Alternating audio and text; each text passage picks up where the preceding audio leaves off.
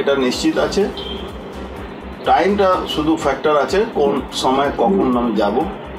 এটা একটা দেড়টার সময় আমার কাছে খবর আসবে, সূচনা আসবে, তারপরে আমি এটা ফাইনাল করব। অফিসিয়ালি আমি বিজেপিতে জয়েন করছি, এর মধ্যে কোনো আর সন্দেহ নেই। শুধু সময় অপেক্ষা, টাইমটা এ আছে। কোনো টাইমটা মানে অফিসিয়ালি যাবো জয়েন করতে, এই টাইমটা এখনো ফিক্স হয়নি। ওই দেড়টার সময় আমি এটা বলবো আপনাদের। অমিত শাহ, জেপি নাড্ডা কারোর সঙ্গে কথা বা তাদের দিক থেকে কোনো বার্তা? না, সবার সঙ্গে আমার কথা হয়ে গেছে। আমি তৃণমূল ছেড়ে দিয়েছি, আমি বিজেপিতে যাব। কিন্তু একটা যে ফর্মালিটি যে আছে থাকে, সেটা আমি করব। আমি হয়তো যে কোনো মুহূর্তে আমি আপনাদেরকে দেড়টার সময় আমার কাছে সূচনা আসবে, আমি আপনাদের জানি। না, সেটা কি কোথায় হয়েছে, মানে কলকাতায় না দিল্লিতে? বা কলকাতাতেও হতে পারে, দিল্লিতেও হতে পারে। এই জায়গাটা এখন ফিক্স হয়নি, সেটা আমি বলে দেবো। তাহলে আপনি বিজেপির প্রার্থী হচ্ছেন ব্যারাকপুরে? সেটা তো দল ঠিক করবে কে প্রার্থী হচ্ছে, কিন্তু আমি বিজেপিতে জয়েন করছি, এটা ফাইনাল। আর কেউ জয়েন করে? দলের কার সাথে কথা হয়েছে? বিজেপির কার সাথে আপনার কথা হয়েছে? না, সেটাও বলা আমার পক্ষে সম্ভব নেই, কিন্তু আরও একজন কেউ বড় মাপের লোক জয়েন করবে, এটা আমার কাছে সূচনা আপনাদেরকে দিয়ে দিই। এগুলো বিধায়ক না, আছে বড় লোক। ব্যারাকপুর লোকসভা কেন্দ্রেরই? না, ব্যারাকপুর লোকসভা তো অনেক লোক জয়েন করবে, ওটা নিয়ে কোনো সমস্যা নেই। এখানে অনেক পার্টির যারা তৃণমূল করতো, নেতৃত্ব দিত, তারা অনেকে জয়েন করবে। পুরনো অনেকে যারা কর্মীরা আছে তারাও জয়েন করবে। বহু সংখ্যক মানুষ, হাজার হাজার মানুষ জয়েন করবে। মমতা ব্যানার্জি যে যিনি জয়েন করবেন, মানে যিনি কোথাকার? তৃণমূল দলে পশ্চিমবাংলারই একটা বড় লোক জয়েন করতে পারেন, আমার কাছে এটাও সূচনা আছে। দলের কোনো পোর্টফোলিও হোল্ডার? নিশ্চয়ই দলের পোর্টফোলিও হোল্ডার থাকবেন, তাহলে তো আমি আপনাকে বলছি। উনি কি আপনার সাথেই জয়েন করছেন? মোস্ট প্রবাবলি এটাই ঠিক হয়েছে। তিনিও কি প্রার্থী হবেন? হ্যালো, সেটা জানি না।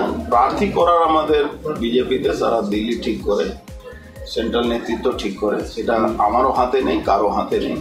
এটা সেন্ট্রাল নেতৃত্ব ঠিক করবে। আমরা দলের জয়েন করছি, এটা কিন্তু ফাইনাল। আমি বিজেপিতেই জয়েন করব, এটা নিশ্চিত।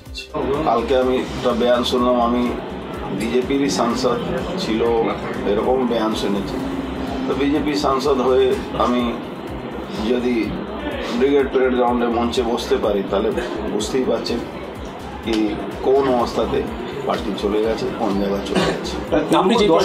সোমনাথ তালুকদারের বাড়িতে পার্থভৌমিক গেছিলেন, সোমনাথ তালুকদার তো আপনার সাথে ওঠা বসা করতেন, এটা কি আপনার লোকদেরকে নিজের দিকে টেনে আনার চেষ্টা চলছে?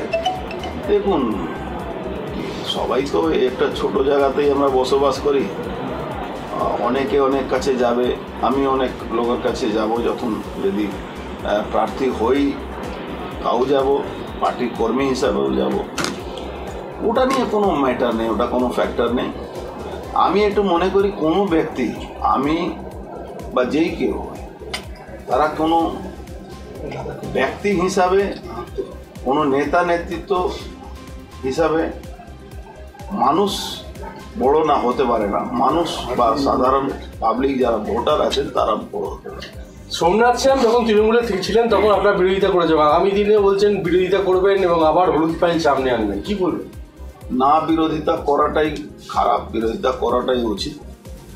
আর উনি হলুদ ফাইল কি দেখাবেন? আমি তো যার ফাইল বানিয়ে দিয়েছিলেন তারা সব এখন শ্রী ঘরে বসে আছেন, আপনারা সবাই জানেন।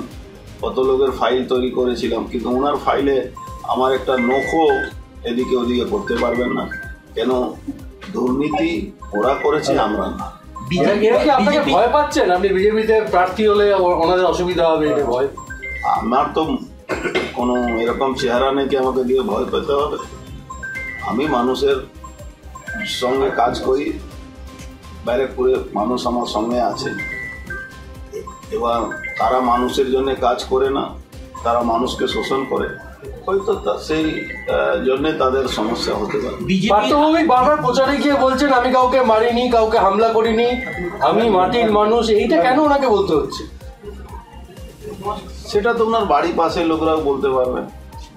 উনি যেখানে থাকেন তার বাড়ির পাশে কত লোক কতদিন ঘর ছাড়া ছিল, কত লোক কত কেস গেছে। এখনই নিজের কর্মীদেরকে ডেকে ডেকে পৌরসভাতে চলে যান, ডেকে ডেকে ধমকাতে হচ্ছে যে তুই পার্টি বাইরে যদি যাস, তুই যদি অন্য কিছু করিস তোকে কেস দিয়ে দেবো। কারা ধমকাচ্ছে দাদা, কারা ধমকাচ্ছে? পার্থ ভৌমিক ছাড়া আর কে ধমকাবে? এখনই কালকে জগদ্দল থানার আন্ডারে, বাসদেবপুর থানা আন্ডারে কাউবাসী 1 পড়ছে, সেখানে 3 জন সাধারণ তৃণমূল কর্মীকেই পিটিয়ে হসপিটালে পাঠিয়ে দিয়েছে। ওখানে 3টে ক্রিমিনাল আছে, আপনারা জানেন, ডন আছে, বনের টিভি গণেশ আছে, এরা সব মারধর করছে, শিবু আছে। তো এই যারা মানুষকে সঙ্গে নিয়ে রাজনীতি করবে তারা তো এইসব করে না। কিভাবে প্রোটেক্ট করবেন এগুলো? সেটা করে নেওয়া যাবে, অসুবিধা নেই। যারা করছে তারা জানে এই করলে তাদেরকে এলাকার মানুষ বা সাধারণ ভোটাররা ক্ষমা করবে না। মানুষ তাদেরকে ভোটের মধ্যে জবাব দিয়ে তাদেরকে সঠিক। বিজেপি থেকে এখনো কয়েকজন তৃণমূলে গেছেন, তারাও কিন্তু এখনো বিজেপি ছাড়েননি। আপনি 1.5 বছর থেকে থাকার পর আপনাকে বলা বিজেপি প্রার্থী, তাদের সম্পর্কে আপনি কি বলবেন? তাদেরকে এখন জ্ঞান নেওয়া উচিত, কিভাবে নেবে? তাদেরকে দেখে দুঃখ হয়,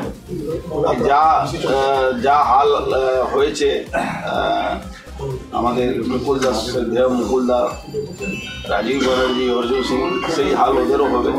এই জন্য এখনো বলছি যারা গেছেন বা যারা যাওয়ার জন্য চিন্তা করতেন তারা সাবধানে যাবেন। আমাদের ভিডিও ভালো লাগলে লাইক এবং শেয়ার করুন। কমেন্ট সেকশনে গিয়ে জানান আপনাদের মতামত। আরও ভিডিও পেতে আমাদের চ্যানেল সাবস্ক্রাইব করুন এবং প্রতি মুহূর্তে খবরের আপডেট পেতে প্রেস করুন বেল আইকন।